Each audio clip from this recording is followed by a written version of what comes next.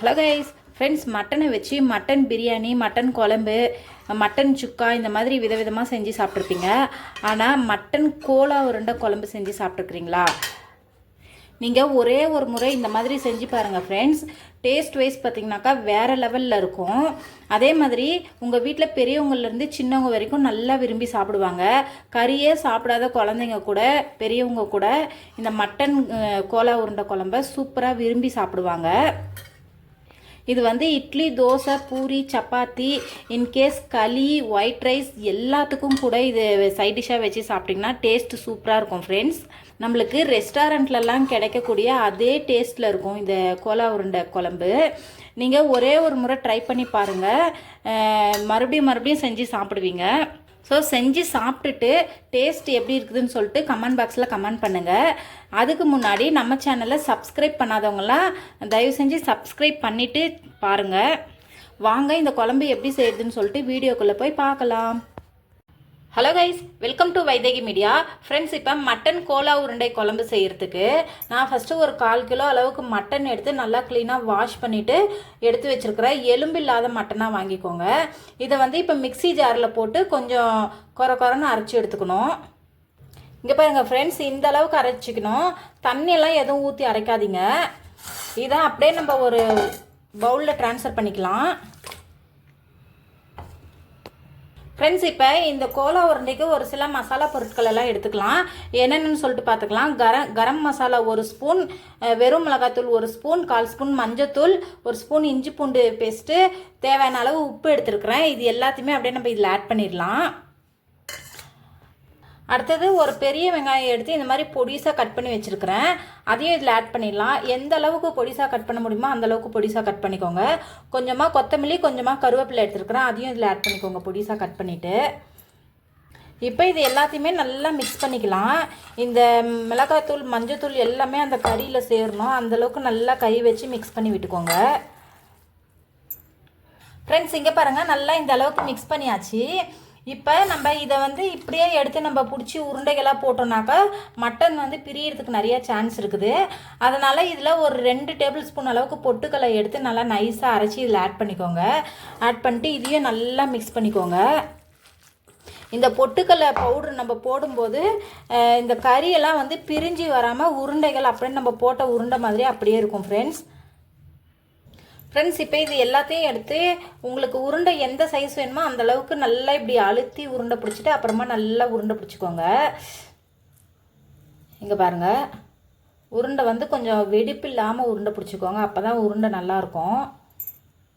Friends, இங்கே பாருங்கள், எல்லாத்தையும் உருண்டைகளாக பிடிச்சி வச்சுட்டேன். உருண்டை ரொம்ப பெருசாக பிடிக்காதீங்க, கொஞ்சம் மீடியம் சைஸாக பிடிச்சிக்கோங்க. அப்போ தான் அது உள்ளே இருக்கிற கறியெல்லாம் நல்லா வேகும். எனக்கு ஒரு 1/4 கிலோவுக்கு கொஞ்சம் அதிகமாக இருந்துச்சு கறி. அதுக்கு ஒரு 15 உருண்டை வந்திருக்கு ஃப்ரெண்ட்ஸ்.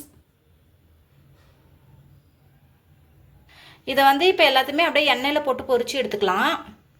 ஃப்ரெண்ட்ஸ், இப்போ இது ஃப்ரை பண்ணுறதுக்கு பேனில் தேவையான அளவு ஆயில் ஊற்றிக்கோங்க. ஆயில் கொஞ்சம் எக்ஸ்ட்ராவே ஊற்றிக்கோங்க. ஃப்ரெண்ட்ஸ், எனக்கு அந்த கடாய் செட் ஆகலாதனால நான் கடாய் சேஞ்ச் பண்ணிட்டேன்.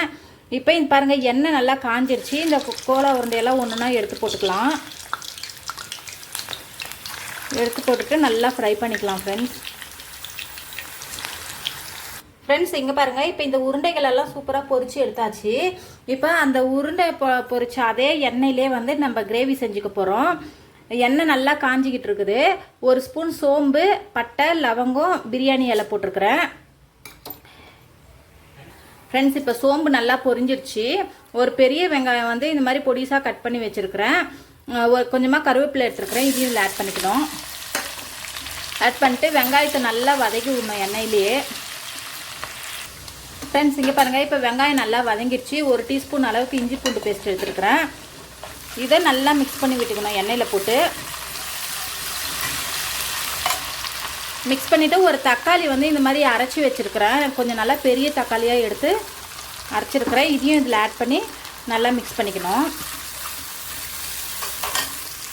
ஃப்ரெண்ட்ஸ், இப்போ இதுக்கு தேவையான அளவு கொஞ்சமாக உப்பு போட்டுக்கணும். உப்பு ஆல்ரெடி நம்ம அந்த உருண்டையிலையும் போட்டிருக்கிறதுனால கம்மியாக ஆட் பண்ணிக்கோங்க. இப்போ இந்த நம்ம ஆல்ரெடி மட்டன் வாங்கிட்டு வந்ததில் ஒரு 2-3 எலும்பு துண்டு இருந்துச்சு.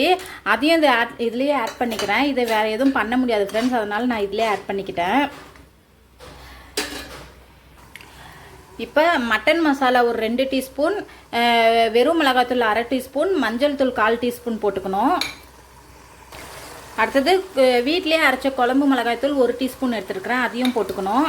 நம்ம செய்கிற அந்த குழம்புக்கு நல்ல கலர் கிடைக்கிறதுக்காக ஒரு 1/2 டீஸ்பூன் அளவுக்கு காஷ்மீரி மிளகாய்த்தூள் போட்டுக்கணும். போட்டு இதை நல்லா ஒரு முறை மிக்ஸ் பண்ணிவிட்டு மூடி போட்டு 10 நிமிஷம் சிம்லேயே வச்சு நல்லா வேக வைக்கணும் ஃப்ரெண்ட்ஸ். இந்த தக்காளியுடைய பச்சை ஸ்மெல்லு, மட்டன் அந்த எலும்பெல்லாம் போட்டுக்கிறோம், அதெல்லாம் நல்லா வெந்துடணும். அதனால் மூடி போட்டு சிம்மில் வச்சு ஒரு 10 நிமிஷம் வேக விட்டுருங்க ஃப்ரெண்ட்ஸ். இங்கே பாருங்கள், இப்போ நல்லா சூப்பராக நம்ம போட்டிருக்கிற மசாலாலாம் நல்லா எண்ணெயில் ஃப்ரை ஆகிடுச்சு, தக்காளியும் நல்லா ஃப்ரை ஆகிடுச்சு. இப்போ இந்த ஸ்டேஜில் ஒரே ஒரு சில அளவுக்கு தேங்காய் எடுத்து நல்லா நைஸாக அரைச்சி வச்சுருக்கிறேன், இதில் ஆட் பண்ணிடணும். ஆட் பண்ணிட்டு நல்லா மிக்ஸ் பண்ணி விட்டுக்கணும். உங்களுக்கு இந்த ஸ்டேஜில் தேங்காய் வேண்டானாக்கா நீங்கள் தாராளமாக ஸ்கிப் பண்ணிடலாம்.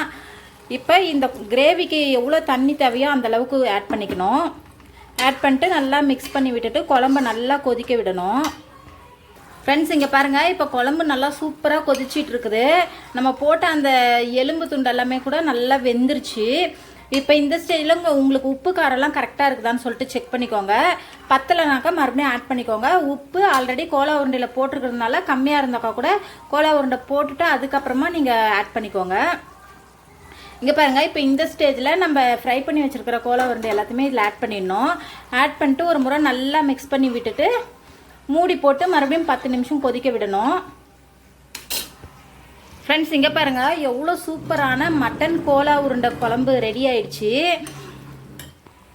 இந்த குழம்பு வந்து சப்பாத்தி, இட்லி, தோசை, பூரி, ஒயிட் ரைஸ் எல்லாத்துக்குமே காம்பினேஷன் சூப்பராக இருக்கும் ஃப்ரெண்ட்ஸ். மட்டன் வாங்கினா எப்பயுமே ஒரே மாதிரி குழம்பு, ஃப்ரை இந்த மாதிரி செய்கிறதுக்கு இந்த மாதிரி டிஃப்ரெண்ட்டாக கோலா உருண்டை குழம்பு செஞ்சு கொடுத்து பாருங்கள். உங்கள் வீட்டில் இருக்கிற குழந்தைங்க, பெரியவங்க, நீங்கள் கூட நல்லா விரும்பி சாப்பிடுவீங்க ஃப்ரெண்ட்ஸ். ஒரு சின்ன ரெக்வஸ்ட்டு, இதை ஒரு ஹெல்ப்பாக கூட நீங்கள் எடுத்துக்கலாம். நம்ம சேனலை சப்ஸ்கிரைப் பண்ணிவிட்டு பாருங்கள். அதே மாதிரி வீடியோவை ஸ்கிப் பண்ணாமல் பாருங்கள். அதான் ஃப்ரெண்ட்ஸ், நான் போடுற ரெகுலர் வீடியோ உங்களுக்கு நோட்டிஃபிகேஷன் சீக்கிரமாக வரும். இப்போ லாஸ்ட்டில் வந்து இதில் கொத்தமல்லி தழை ஆட் பண்ணிடலாம். அவ்வளோதான் ஃப்ரெண்ட்ஸ். இந்த வீடியோ பிடிச்சிச்சுன்னா லைக் பண்ணுங்கள், ஷேர் பண்ணுங்கள், கமெண்ட் பண்ணுங்கள். மறக்காமல் நம்ம சேனலை சப்ஸ்கிரைப் பண்ணிவிடுங்க.